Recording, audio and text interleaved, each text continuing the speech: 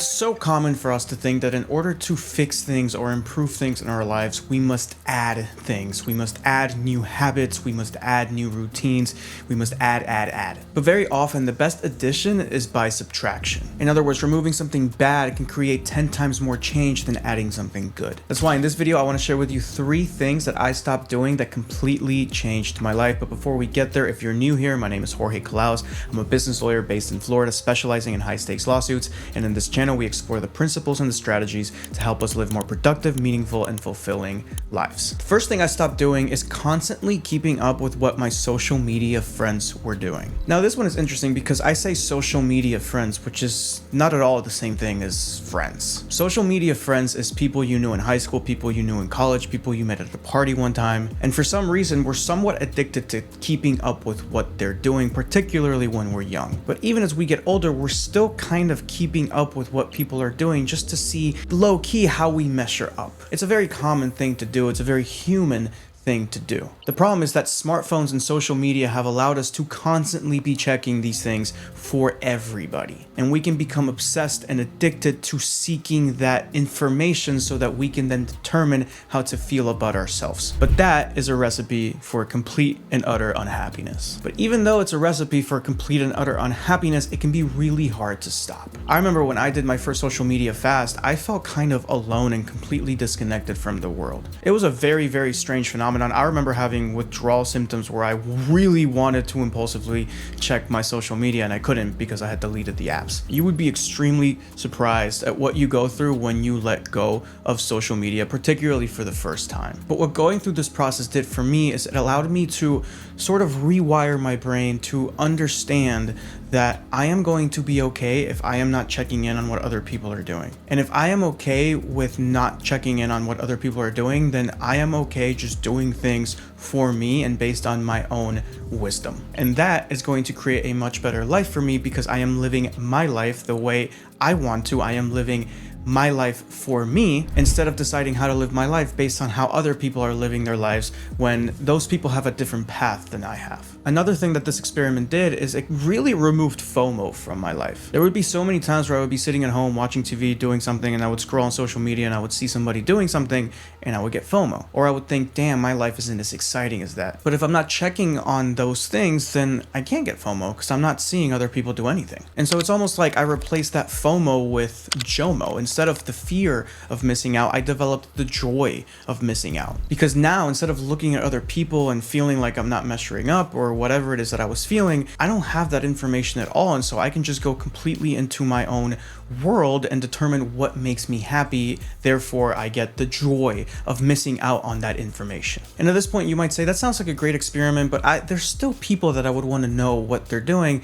Something that you can do is to mute certain people or just unfollow them altogether so that you don't get notified from everybody that you've ever known for your entire life. The second thing I stopped doing is staying up late and waking up late. Now, I know that this one's a little controversial because there's a lot of people out there that say you don't have to wake up early to be successful. I stay up till 3 in the morning and I'm successful. I know this person that stays up till 2 or 3 in the morning and they're successful. But the fact of the matter is that the vast majority of people are more successful if they wake up earlier. I myself have experienced this, and the reason that I have experienced this, I concluded, my hypothesis, is that nothing really productive happens after 9 p.m. for the vast majority of people. But very productive things can happen before 9 a.m. And so if you wake up early, you're maximizing the amount of productive time that you have at your disposal. I'll tell you personally, for me, 7 a.m. to 10 a.m. is the most productive time that I have in my day. And on the flip side, after 8 p.m., I'm really not doing anything. And even on the days where, I have to do something because I'm running up against a deadline or something, I don't sleep very well and my life isn't as good when I'm staying up late and working late. And so when I made that change of being a young adult who stayed up late all the time to being a young adult that woke up early, my entire life changed. Number one, when you wake up before the sun, you kind of feel a sense of accomplishment and a sense of, my life is important enough for me to wake up before the sun. Number two, you realize that everybody else is sleeping and you're not, which makes you feel like you got important things to do. And number three, from the time of 6 a.m. to 9 a.m., there's nothing to do but productive things. Like, you're not going to sit around and watch TV at 7 a.m. It's probably not what you're going to end up doing. And so you almost kind of rewire your brain and rewire your identity. You almost kind of become a different person because you're living a completely different life in a sense, because you're living a life that starts from 6 a.m. to 9 a.m., which is a completely different time of the day than, you know, a life that ends from 11 p.m. to 2 a.m., which is a completely different kind of life. And finally, the last thing that I stopped doing that completely changed my life was I stopped hanging out in environments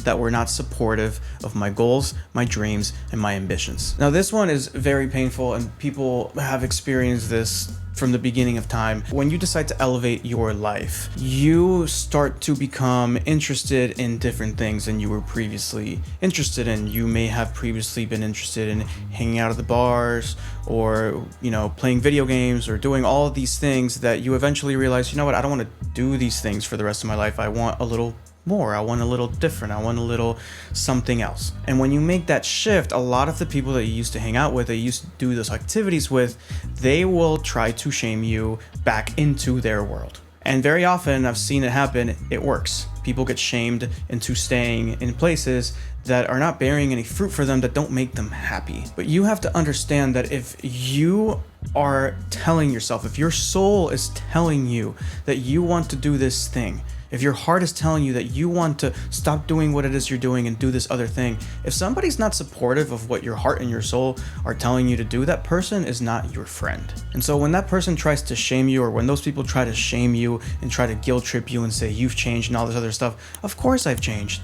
Humans evolve. There is such a thing as human evolution, and as you grow older, your interests change and the things you want to do change. And if somebody wants to say the same for the rest of their lives, then let them do that, but then they should also let you do whatever it is that you want to do. And so don't get sucked into this idea that you have to stick with these people, because if you don't, then you're a bad person, or you've become too good for people, or whatever. Something that I truly noticed is that the people that started giving me that energy of, oh, you think you're too good for us, I realized that they're the ones that ended up actually thinking that. They were the ones that actually thought that they were too good for me, because I was doing these things that were just a little strange, like, you know, speaking to a camera and things like that. And so a lot of times people will just project their own insecurities onto you, and you have no duty or responsibility to accept those insecurities as your own, because they're not. And moreover, when you don't accept them as your own, you let the other person accept them as their own, or at least you give them that opportunity should they choose to take it. And if they choose to take it, then they would become better people. But at the end of the day, that's ultimately up to them. But the whole point of what I'm saying, just to bring this full circle,